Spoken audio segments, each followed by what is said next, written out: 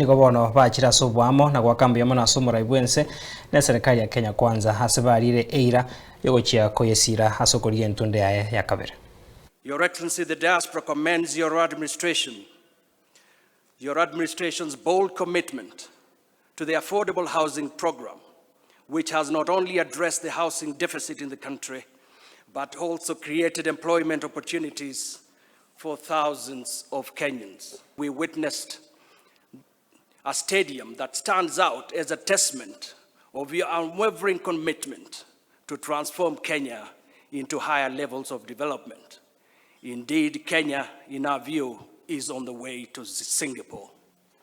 And it is for this reason, Your Excellency, that we do not hesitate as diaspora leaders who have paid their tickets from across the globe to come here today and say that we endorse your two-term.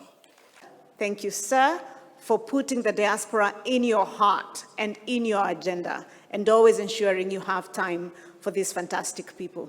You gave me a job, sir, in December of 2022, to serve this community, to bring together this community, and to structure the government of Kenya's response and engagement with the diaspora.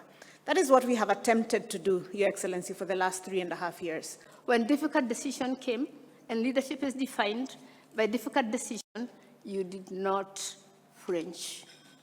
When the time came to reclaim the riparian land and restore order to the environment, you acted, Your Excellency. You understood the human cost, and it weighed on you. But you also understood that the future of this nation cannot be sacrificed for short-term ease. That is the mark of statement, and that is still within the warmth we saw and respect for you